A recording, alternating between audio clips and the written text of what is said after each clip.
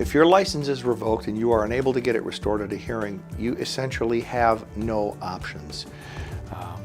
People often feel that because they need a license, because it's so fundamental to their day in and day out commerce, that there must be some way to get one. After all, I'm going to lose my job. How am I going to get my kids to school?